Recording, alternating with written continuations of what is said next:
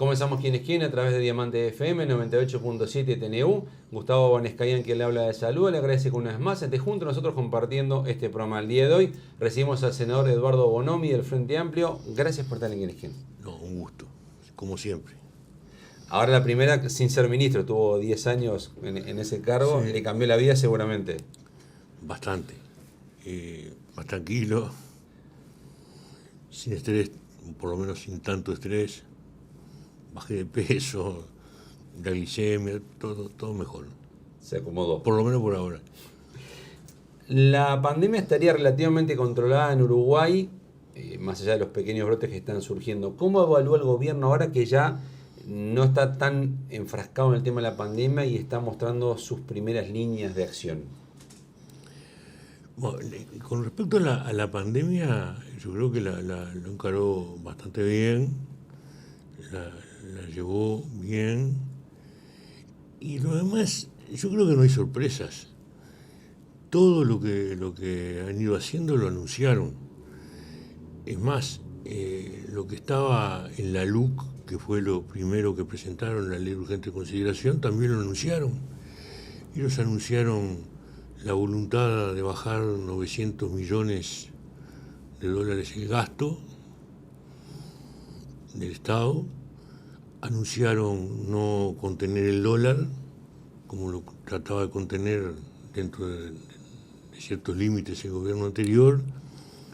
El dólar iba a subir, con la subida del dólar iba a aumentar de alguna manera la inflación.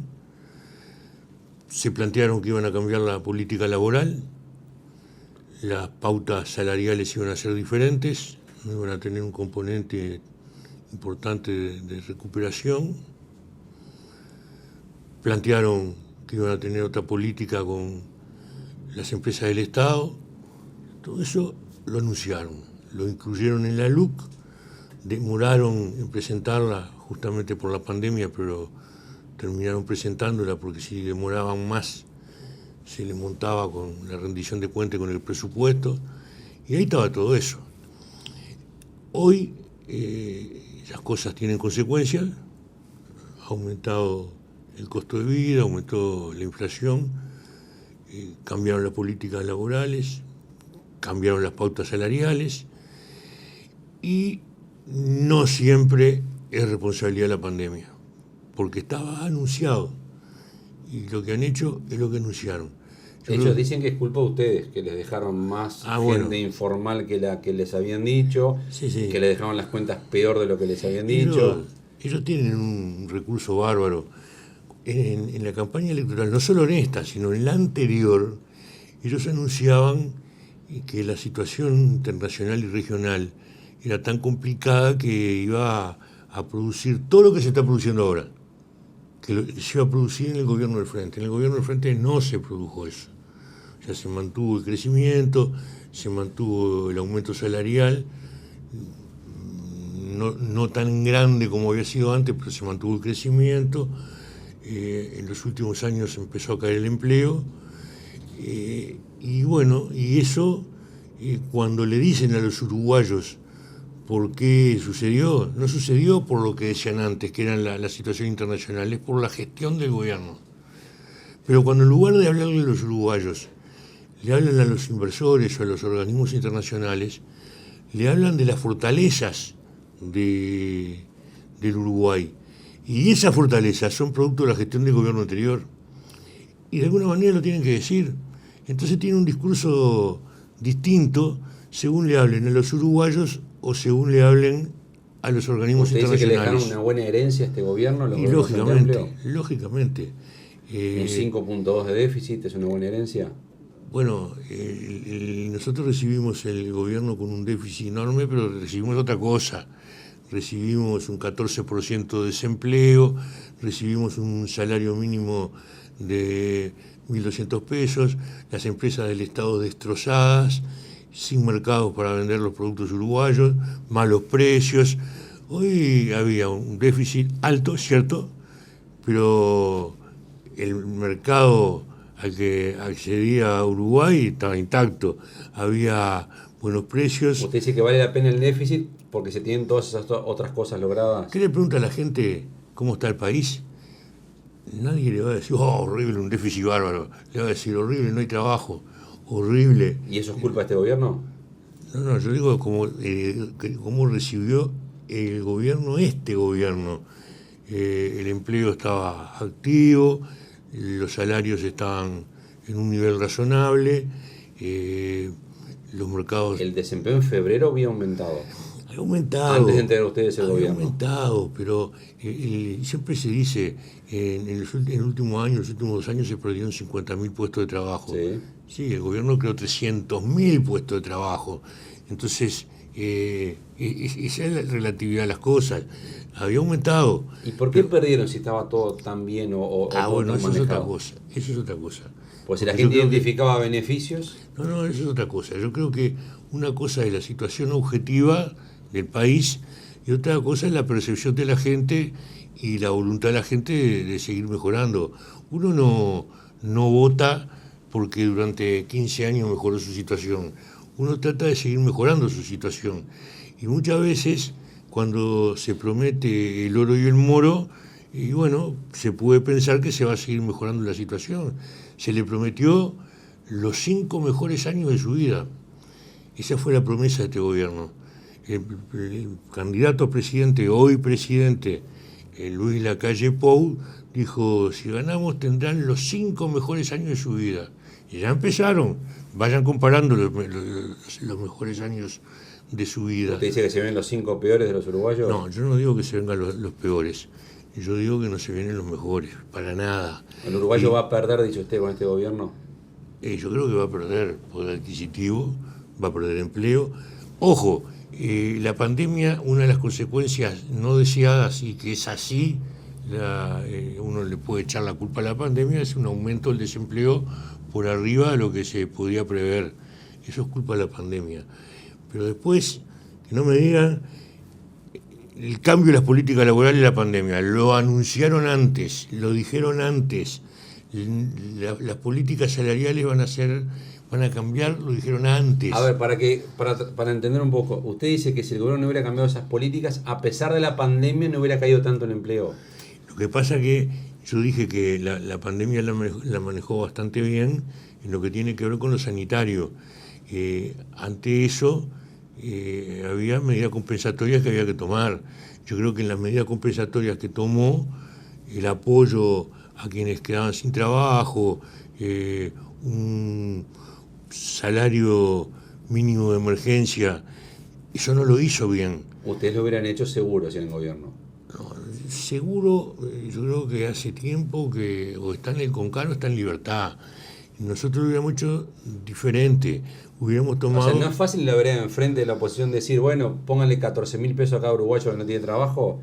¿Y usted que estuvo en el gobierno sabe que conseguir 14.000 pesos para cada uno que no tiene trabajo es difícil? Pero es que hay dos cosas. ¿Usted está viendo eso, 14.000 pesos para cada persona que no tiene trabajo? Sí, un poquito más creo que hasta pedíamos también, no sé si no eran 16 por ahí. Bueno, por ahí, es mucha plata. Es mucha plata, pero el problema es que el país tiene problemas con la cuestión sanitaria y el problema económico. Entonces, ha habido gente que a pesar de la pandemia, a pesar de determinadas cosas, ha tenido unos ingresos razonables, razonablemente buenos. La gente no se la tocó, se tocó a los trabajadores, a los funcionarios, y afectó el pequeño comercio, la pequeña industria, la producción familiar.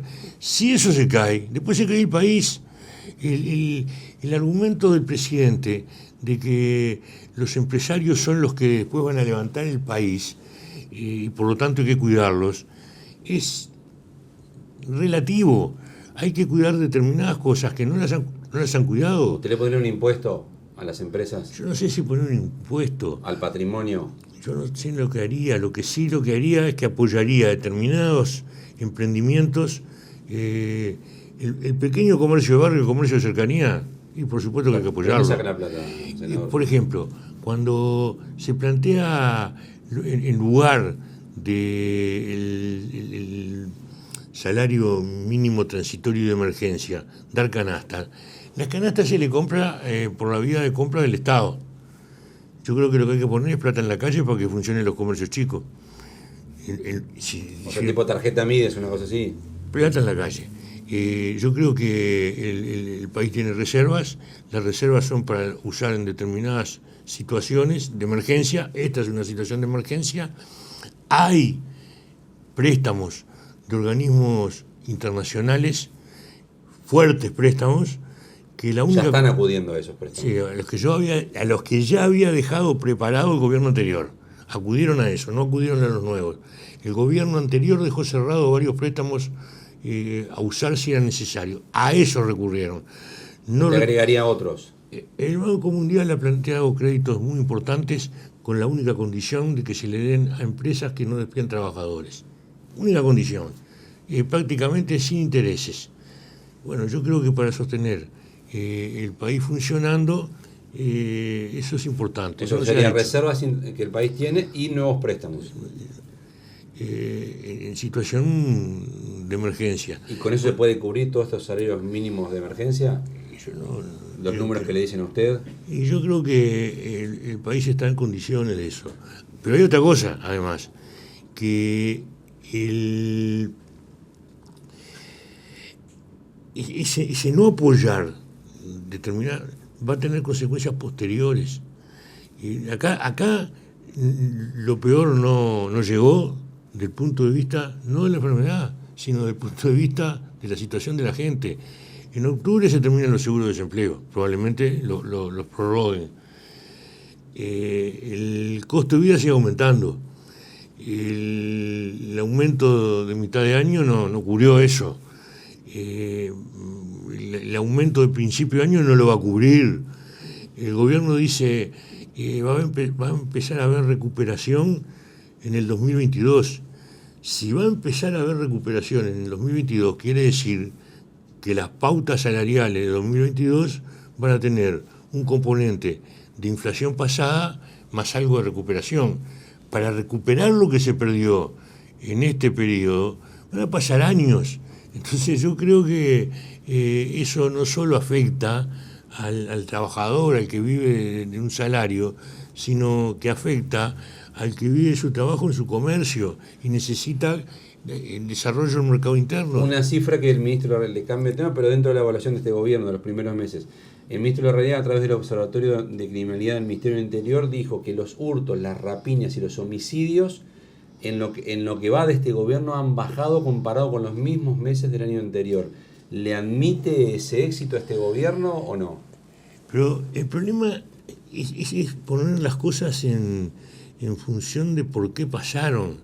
En todo el mundo, nosotros seguimos en contacto con algunos organismos internacionales que nos dicen lo que pasa. En todo el mundo, esos 3 delitos bajaron. ¿Por qué bajaron? Porque donde más se cometen esos delitos es con el transeúnte, con la gente que está en la calle. Si la pandemia lo que hace es sacar a la gente de la calle, bueno, van a bajar solos. O sea que el éxito de la baja es de la pandemia, no del Yo ministro. puedo admitir que los números bajaron. Si la explicación que me da es porque la policía trabaja de otra manera, no la admito. ¿Usted admite que es por la pandemia? Estoy seguro que por la pandemia. Mire, o sea que lo que no logró un gobierno lo logra la pandemia, entonces, en materia de baja de delitos. No, tampoco lo planteo en esos términos. Usted es medio extremista a veces con las cosas. Es así, hay de todo. Pero en el periodo pasado, nosotros cuando pasábamos las cifras de hurtos y rapiñas, discriminábamos cuánto a ómnibus, cuánto a comercios, y por arriba del 50% eran transeúntes. Si la gente no sale a la calle, y bueno, va a caer. Y yo no creo que sea como dice el ministro, de que los delincuentes no están en cuarentena. No es que los delincuentes estén en cuarentena, es que los que estaban en cuarentena eran los clientes de los delincuentes.